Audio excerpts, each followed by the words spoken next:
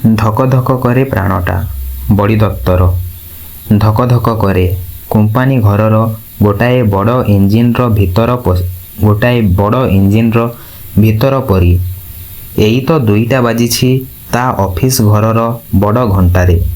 File ଉପରୁ ମୁଣ୍ଡ ଟେକି ସିଗାରେଟ ଲଗେଇ ସେ ଡାକି ସାରିଛି, ନିତାୟ, ଚା। ନିତାଇ ଟିଫିନ୍ କ୍ୟାରିୟର ଖୋଲିବାର ଖଟଖଟ ଶୁଭୁଛି। ହେଇ ନିତାଇ ତାର ଲମ୍ବା ନାଲି ଫ୍ଲାସ୍କରୁ ଚା ଢାଳୁଛି। ସିଗାରେଟ ଜଳି ଯାଉଛି।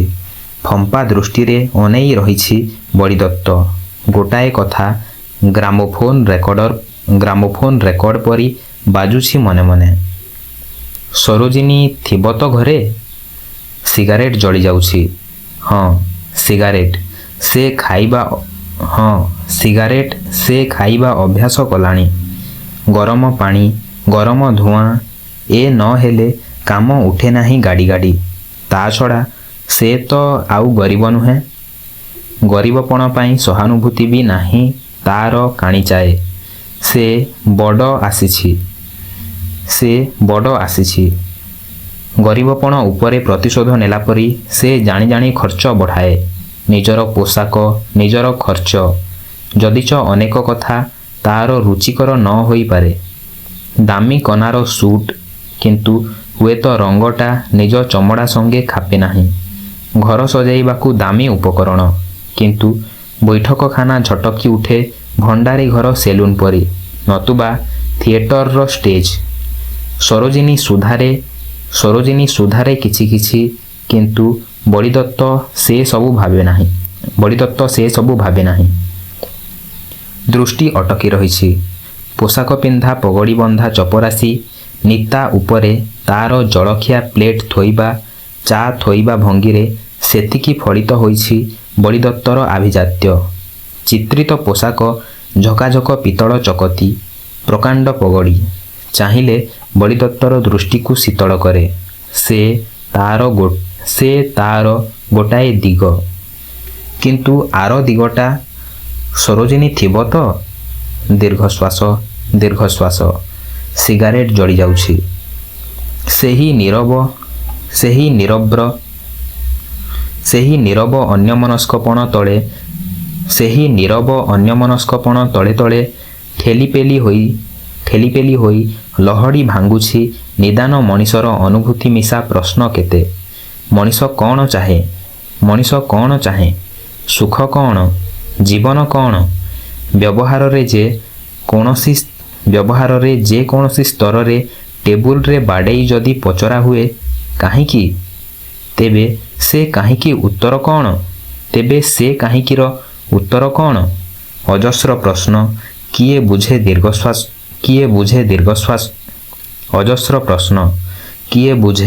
ଦୀର୍ଘଶ୍ୱାସରେ? କିଏ ହାଇ ମାରି? କିଏ ଖାଲି ଚାହିଁ ଟେଲିଗ୍ରାଫ ତାରରେ ଟେକା ବାଜିଲା ପରି ଝଣଝଣେଇ ଉଠେ ଭିତରଟା।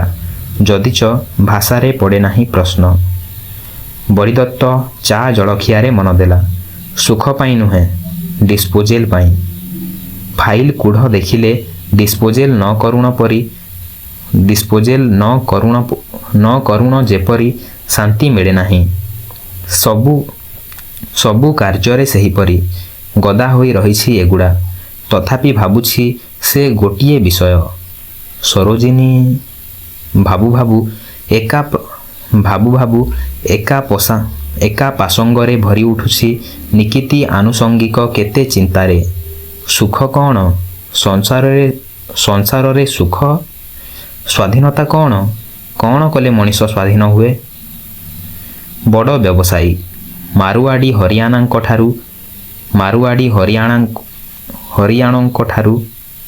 ମାରୁଆଡ଼ି ହରିୟାଣଙ୍କଠୁଁ ଏ ଦେଶୀ ମହାନ୍ତି ମିଶ୍ର ପର୍ଯ୍ୟନ୍ତ ବ୍ୟବସାୟ ବଢ଼ି ଉଠେ ପ୍ରକାଣ୍ଡ ଉଇହୁଙ୍କା ପରି।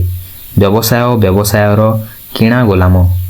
ନିଜତ୍ୱ ବୁଡ଼ାଇ ବ୍ୟବସାୟର ଜୟଧ୍ୱଜା ଉଡ଼ାଇ ନାଲିବତୀର ବିଭୀଷିକାକୁ ଦୂରରେ ରଖିବା ସକାଶେ କେତେ ଯେ ପରିଶ୍ରମ, କେତେ ଯେ ଯାତନା ନିର୍ଯାତନା। ଦାମୀ ମୋଟରରେ ବସି ରାସ୍ତାକୁ ବାହାରି ପଡ଼ିଲେ ବାଏଁ ଡାହାଣେ ଭାଙ୍ଗି ପଡ଼ି ବାରମ୍ବାର ଦଣ୍ଡବତ କରି ଯାଇ ଶେଷରେ ଯମତାପନ୍ନ ମଣିଷ ଦେଖିଲେ ଦାମୀ ମୋଟରରେ ବସି ରାସ୍ତାକୁ ବାହାରି ପଡ଼ିଲେ। ବାଏଁ ଡାହାଣେ ଭାଙ୍ଗି ପଡ଼ି ବାରମ୍ବାର ଦଣ୍ଡବତ କରି ଯାଇ ଶେଷରେ କ୍ଷମତାପନ୍ନ ମଣିଷ ଦେଖିଲେ ମର୍ଜି ଜଗି କେତେ ମାଙ୍କଡ଼ ନାଚ। ଖିଆପିଆରେ ଠିକ୍ ନାହିଁ ଘର ସଙ୍ଗେ ଦେଖା ନାହିଁ। ଛୁଆପିଲା ଖବର ବୁଝିବାକୁ ତର ନାହିଁ। ବିଜନେସ୍ ବ୍ୟସ୍ତତା। ଅଧରାତି ସେ ପାଖେ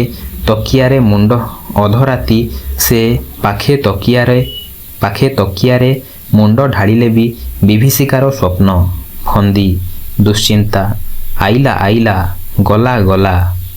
ମଣିଷ ଖାଇ ବଢ଼ି ବଢ଼ି ଉଠେ ଉଇହୁଙ୍କା। ବ୍ୟାଙ୍କରେ ଅଙ୍କ ବଢ଼େ। ବିଚରା ପୁଞ୍ଜିପତି।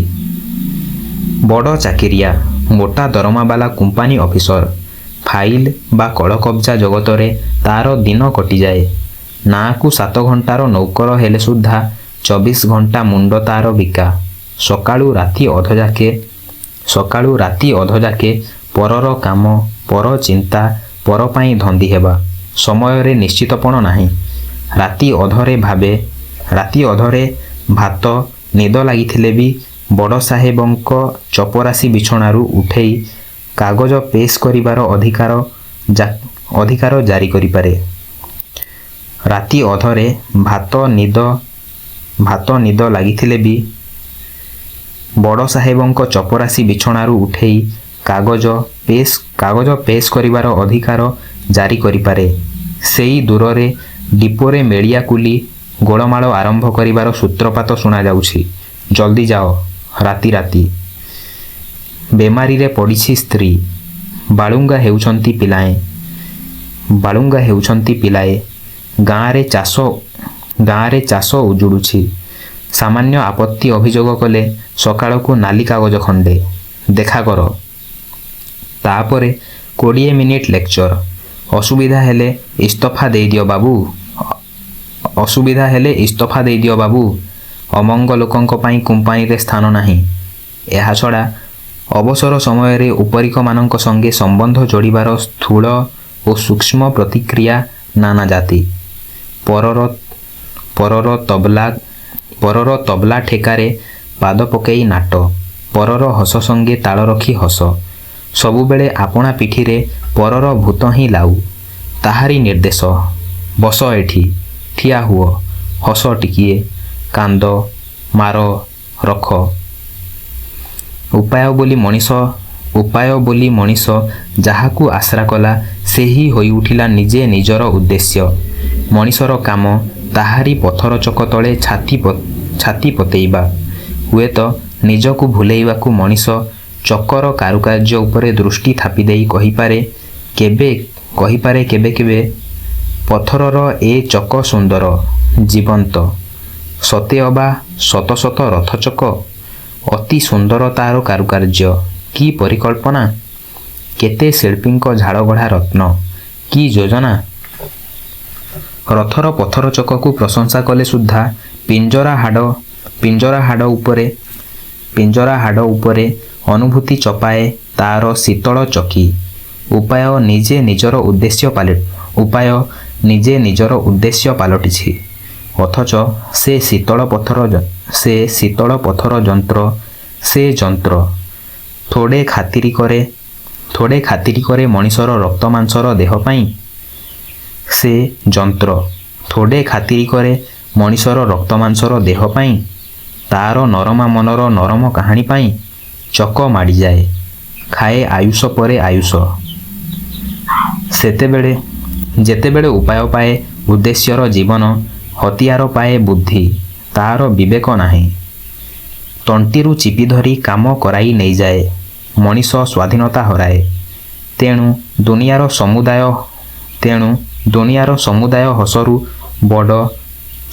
ହସରୁ ବଡ଼ ଭାଗ ଖାଲି ଅଧଗଢ଼ା ମୁଣ୍ଡର। ଶିଶୁ ବା ଉଦ୍ଦେଶ୍ୟହୀନ ସରଳ ହତଭାଗାମାନଙ୍କର ଜାଣିଶୁଣି ହସିପାରେ କିଏ?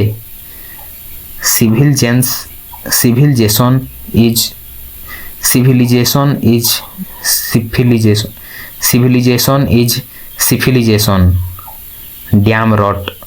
ଡ୍ୟାମ୍ ରଟ। ଛାଲ ତଳେ ତଳେ ଛୋଟ ଛୋଟ ସ୍ନାୟୁରେ ବି ସୋରା ବିଷ। ଚେତନାରେ ଦାହଙ୍କରୀ ସିଫିଲିସ୍। ବିଚାରରେ ସାଇକୋସିସ୍। ହେଲ୍ ନରକ ଏଇ ଦୁନିଆରେ। ସରୋଜିନୀ ଥିବ ତ ଘରେ।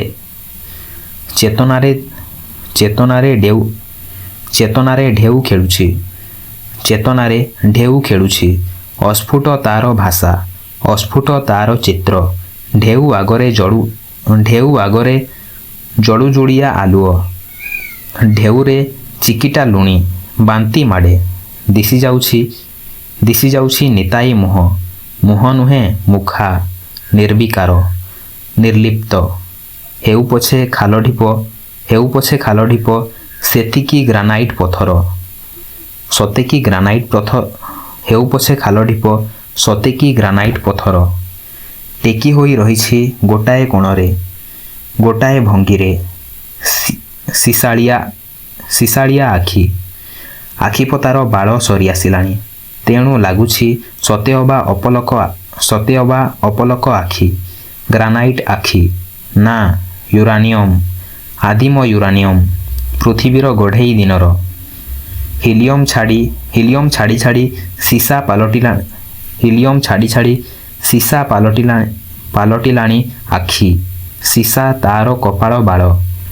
ସେହି ସୀସାପଣରେ ଯଦି ଆଦିମ ପୃଥିବୀର ଆୟୁଷର କଳନା, ତେବେ ନିତାର କଳନା କେତେ? ସ୍ଥିର ହୁଏ ଅସ୍ଥିର ଭାବନା। ଅଟକିଯାଏ ମନର ଧକ୍ ଧକ୍। କ୍ଷଣେ ମାତ୍ର। ଏଇ ୟୁରାନିୟମ୍ ମଣିଷ, ସୀସା ମଣିଷ, ମାଟିର ମଣିଷ। ଦେଖି ଆସିଛି କେତେ ଦପ୍ ଦପ୍ ଝକ୍ ଝକ୍, କେତେ ଛଇ ଛଟକ, କେତେ ଅଫିସର, କେତେ ପ୍ରକାରର ଏହି ବୁନିଆଦି କମ୍ପାନୀର। ପୁରୁଷ ପରେ ପୁରୁଷ କମ୍ପାନୀ ଚାଲିଛି। ଦେଖି ଆସିଛନ୍ତି ନିତାପରି ମଣିଷ। ଶୋଧା ସହିଛନ୍ତି। ହାତ ଛଞ୍ଚଡ଼ା ସହିଛନ୍ତି। ପୁଣି ବେଳ ଜାଣି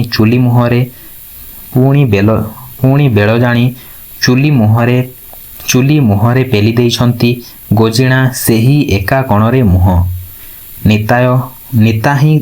ନିତା ହିଁ ତ କହେ ଥିଲା ଜଣେ ମିଲିଟାରୀ ଅଫିସର। କାଗଜ ଚାପା କାଚ ଟେକି ଫୋପାଡୁଥିଲା। ଆଉ ଜଣେ କି ମ୍ୟାକ୍ ହାଇଲ୍ୟାଣ୍ଡର କଥାକେ ହାତ ଟେକେ। ନିତା କହେ ତାକୁ ସାଧ୍ୟ କରିଥିଲା ଦାଢ଼ିଆ ଚପରାସି ରହମନ ମିଆଁ। ହାତ ଉଞ୍ଚେଇ ଧରିଗଲା ସରିକି ତାର କଚଟି ଧରି ପକାଇ। ହାତ ଉଞ୍ଚେଇ ଧାଇଁଗଲା ସରିକି ତାର କଚଟି ଧରି ପକେଇ।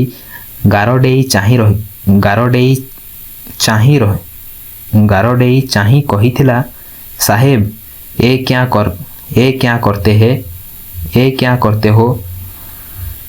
କରତେ ହୋ? ଲଢ଼ୋଗେ ତ आओ, ଉତର ଯାଓ। ସାହେବ ମ୍ୟାକ୍ ହାତ ମିଳେଇଥିଲା।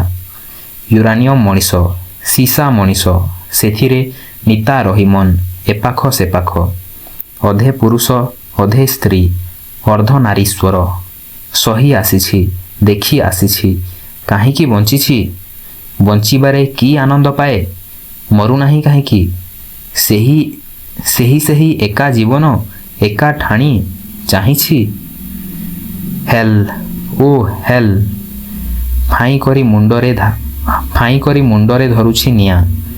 ସିଭିଲିଜେସନ୍ ଇଜ୍ ଗରଗର ହେଉଛି ମନର ଚରିଲା ସୋରା ବିଷ। ଛଟପଟ କରୁଛି। ସେଥିପାଇଁ ଭୁଷାଭୁଷି, ମରାମରି, ରକ୍ତାରକ୍ତ। ଆଟମ୍ ବମ୍ ଫୋପଡ଼ା ଫୋପଡ଼ି। Civilisation is. ନାଲି ଚଢ଼ିଥିଲା ଆଖିରେ, ମୁଣ୍ଡ ଭିତରେ ଗରଗର। ନିତା ଆଡ଼କୁ ଫୋପାଡ଼ି ମାରିଲା ସିଗାରେଟର ଜଳନ୍ତା ମୁଣ୍ଡି। ଗରଜିଲା, ନିତାୟ, ଇଡ଼ିଅଟ୍, ବୁଢ଼ା କାହିଁକା। ହଜୁର, କ'ଣ ଦେଖୁଛୁ ବକା ପରି? କାହିଁକି ନଉ ନଉ ଏ କପ୍ ପ୍ଲେଟ୍ ଅଇଁଠା ବାସନ? ତୁଣ୍ଡରୁ ବାହାରୁ ନ ବାହାରୁଣୁ ମୁଣ୍ଡ ତଳକୁ ପୋତି ଉଠେଇ ସାରିଥିଲା ସେତିକି ନିତା। ସତେ ଅବା ଗୋଟାଏ ଯନ୍ତ୍ର। ସିସା ମଣିଷର ନିଜର ଗତ ଅଛି। ସବୁ ସୁତୁରେଇ ଦେଲା। ତାପରେ ଖବରକାଗଜ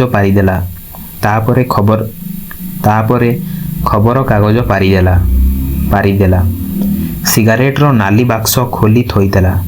ଏହି 5 ମିନିଟ୍ ସାହେବ ବଳିଦତ୍ତ ଦାସ ଇଂରେଜୀ ଖବରକାଗଜର ଶିରୋନାମା ଦେଖନ୍ତି। ଅତି ଚମକପ୍ରଦ ଖବର। ପୃଥିବୀ ବିଖ୍ୟାତ ସ୍ଥଳଯୁଦ୍ଧ ବାହିନୀର ସେନାପତି ଜେନେରାଲ ଡଡସନଙ୍କ ପତ୍ନୀଙ୍କୁ ପୃଥିବୀ ବିଖ୍ୟାତ ଆକାଶ ଯୁଦ୍ଧ ବାହିନୀର ସେନାପତି ଏୟାର କାମୋଡୋର କେଜର୍ଲିଂ ହରଣ କରି ନେଇଛନ୍ତି। ଡଡସନ ଛାଡ଼ପତ୍ର ଦେବା ଅଧିକାର ପାଇଛନ୍ତି। ବୃଦ୍ଧ ଡଡସନ ନାନା ଯୁଦ୍ଧରେ ଅଭିନନ୍ଦନ ଉପାଧି ଓ ମେଡାଲ ଭୂଷିତ। ଉଠି ବହୁତ ଉଞ୍ଚ। ଆଜି ତାଙ୍କର ପରିବାର ନାହିଁ। 4 ଫୁଟ 9 ଇଞ୍ଚ ଖର୍ବ ବଳିଦତ୍ତ ଦାସ ଫଁ କରି ଦୀର୍ଘଶ୍ୱାସ ମାରିଲା। ତାର ଆତ୍ମାଭିମାନ ଅଛି ଯେ ସେ ସାହେବମାନଙ୍କ ମନ ବୁଝେ, ଦୁଃଖ ବୁଝେ। ନିଜେ ବି ଏକ ପ୍ରକାର ସାହେବ କିନା। ହଠାତ୍ ଚାଉଁକିନା ଉଠିଲା ଛାତି ଆଖି ଆଗରେ ଡବଡବ ହୋଇ ଚହଲିଲା। ହଠାତ୍ ଚାଉଁ କରି ଉଠିଲା। ଛାତି ଆଖି ଆଗରେ ଡବଡବ ହୋଇ ଚହଲିଲା ପରି ଲାଗିଲା ଖବରକାଗଜର ଶିରୋନାମା। ମନେ ପଡ଼ିଲା ସରୋଜିନୀ। ସେ ଗୋଟାଏ ସୁଦ୍ଧା ତାର। କେଡ଼େ ଭଲ ପାଏ ସେ ତାର ସରୋଜିନୀକୁ। ଅଫିସ ଘଣ୍ଟାରେ 2:15। ହୁଏତ ସରୋଜିନୀ ବୁଲି ଯାଇଥିବ। ଆଜିକାଲି ଅନେକ ତାର ପାଟି। ସରୋଜିନୀ ପିଲା ହୋଇଯାଇଛି। ଆଗକୁ ଆସିଛି। ଜୀବନ ବିକାଶ କରୁଛି। ଯାଉ ବୁଲି। ଆସିବ ତ ଫେରି।